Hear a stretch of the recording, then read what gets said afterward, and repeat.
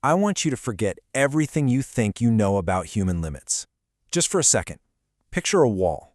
A wall so huge, so impossibly vertical that it just doesn't seem real. This isn't just a rock. It's a monument to the impossible. And one guy decided he was going to climb it.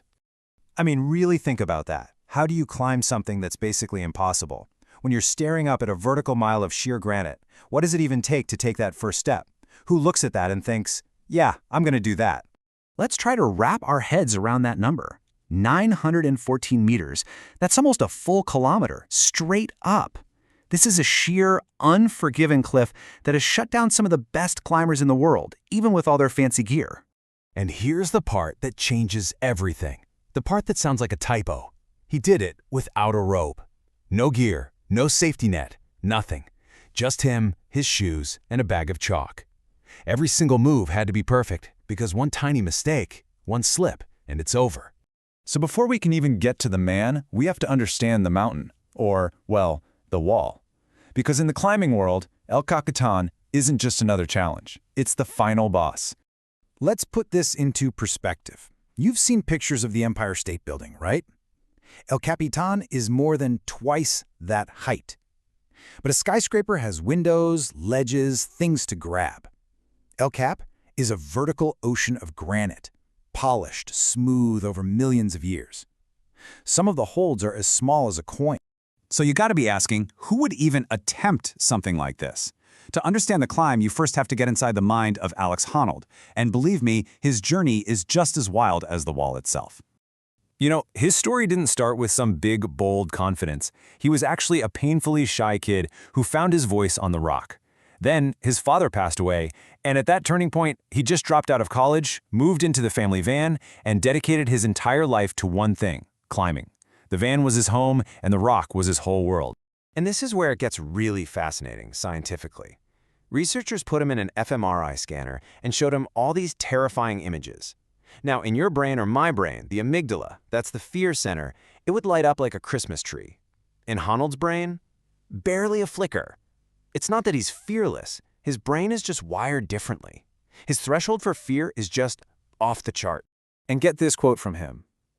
It's such a paradox, right?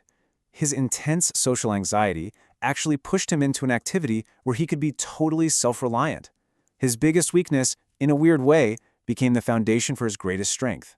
And by the way, belaying is just when your partner on the ground holds the rope to catch you if you fall.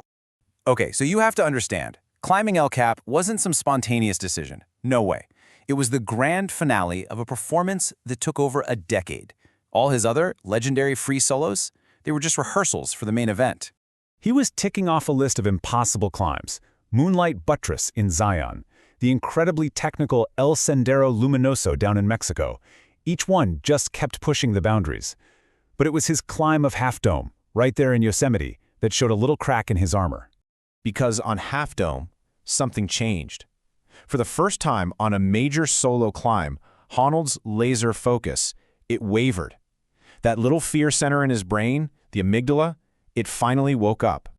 He completely froze. Just imagine it. You're standing on a tiny piece of rock, hundreds and hundreds of meters up, with a deadly drop right below you, and your mind just goes blank. He had to literally force himself through the panic, one move at a time, just to survive. That moment proved he wasn't invincible. It meant El Cap could kill him, not just physically, but mentally. So, all of this leads us to June 3rd, 2017. After years of practice, years of dreaming, and even one failed attempt, Alex Honnold stood at the bottom of El Capitan. And this time, he was ready for what he called the perfect dance. Let's just be absolutely crystal clear on what we're talking about here.